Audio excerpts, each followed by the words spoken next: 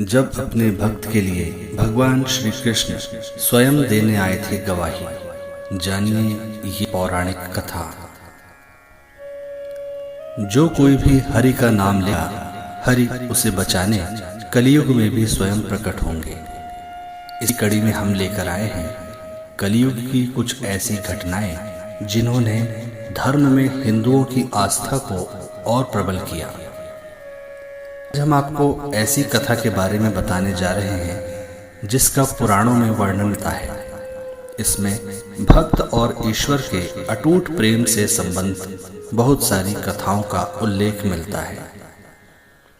ये कथा हमारे देश के साक्षी गोपाल नामक एक मंदिर से जुड़ी हुई है। कथा के अनुसार एक बार दो ब्राह्मण वृंदावन की यात्रा पर निकले। उनमें से एक वृद्धा और दूसरा जवान था। मार्ग लंबा और कठिन था, जिस समय से उन दोनों यात्रियों को यात्रा के दौरान कई कष्टों का सामना करना पड़ा। उस समय आज की तरह रेलगाड़ियों और बसों की सुविधा उपलब्ध नहीं थी। यात्रा के दौरान युवा ब्राह्मण ने वृद्ध व्यक्ति की बहुत मदद की, जिसके कारण वृंदावन पहुंचकर उस वृद्ध ब्राह्मण ने कृतज्ञता जताते हुए कहा कि हे युवक, तुमने मेरी खूब सेवा की है। मैं तुम्हारा अत्यंत कृतज्ञ हूँ। इस सेवा के बदले में मैं तुम्हें पुरस्कार देना चाहता हूँ। पर उस युवा ब्राह्मण ने पुरस्कार लेने से मना कर दिया, जिसके बाद वृद्ध व्यक्ति हठ करने लगा। फिर उस वृद्ध व्यक्ति ने अपनी पुत्री का विवाह उस ब्राह्मण युवक से करने का वचन दिया। ब्राह्मण युवक ने वृद्ध व्यक्ति को समझाया कि ऐसा नहीं हो सकता, क्योंकि आप बहुत अमीर हैं और मैं तो बहुत गरीब ब्राह्मण हूं। फिर भी वृद्ध व्यक्ति अपनी हठ पर अड़ा रहा और फिर कुछ दिन तक वृंदावन में रहने के बाद दोनों घर लौट आए। वृद्ध व्यक्ति ने सारी बातें घर पर आकर बताई कि उसने अपनी बेटी का विवाह एक ब्राह्मण से तय कर दिया है, पर पत्नी को ये सब मंजूर नहीं था। उस वृद्ध पुरुष की पत्नी ने कहा कि अगर आप मेरी पुत्री का विवाह उस युवक से करेंगे तो मैं आत्महत्या कर लूंगी। कुछ समय व्यतीत होने के बाद ब्राह्मण युवक को चिंता होने लगी कि वृद्ध अपने वचन को पूरा करेगा या नहीं। फिर ब्राह्मण युवक से रहा न गया और उसने वृद्ध ब्राह्मण के घर जाकर उसको अपना वचन याद करवाया। वो वृद्ध पुरुष मौन रहा और उसे डर था कि वो अपनी बेटी का विवाह इससे करवाता है तो उसकी पत्नी अपनी जान दे देगी। वृद्ध पुरुष ने कोई उत्तर नहीं दिया।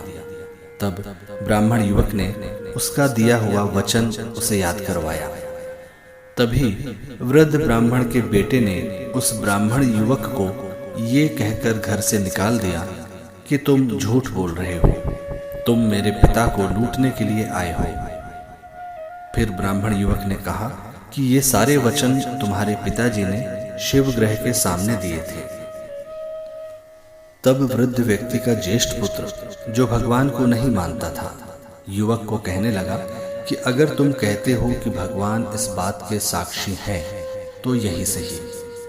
अगर भगवान प्रकट होकर ये साक्ष्य दें कि मेरे पिता ने वचन दिया है तो तुम मेरी बहन के साथ विवाह कर सकते हो।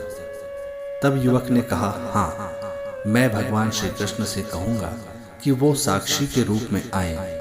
उसे भगवान श्री कृष्ण पर पूरा विश्वास था कि भगवान श्री कृष्ण उसके लिए वृंदावन से जरूर आएंगे।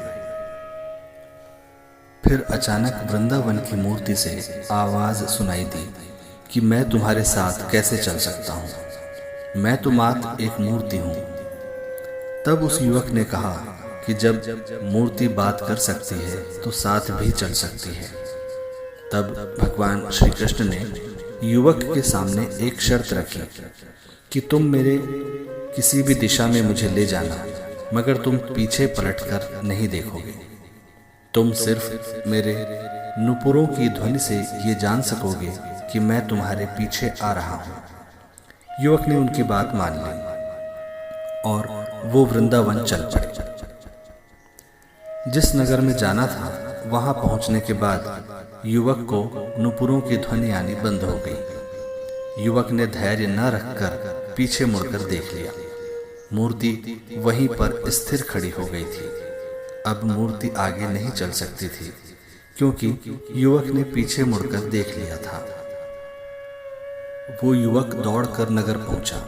सब लोगों को इकट्ठा करके बोलने लगा कि देखो, भगवान श्री कृष्ण साक्षी के रूप में आए हैं। लोग स्तब्ध थे कि इतनी बड़ी मूर्ति इतनी दूरी से कैसे चलकर यहाँ आई है। फिर भगवान श्री कृष्ण की मूर्ति ने सबके सामने ब्राह्मण युवक की गवाही दी।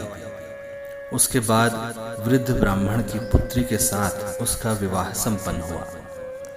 विवाह के बाद उस युवक ब्राह्मण ने श्री कृष्ण के सम्मान में उस स्थान पर एक मंदिर बनवा दिया और आज भी लोग इस मंदिर में साक्षात श्री गोपाल की पूजा करते हैं।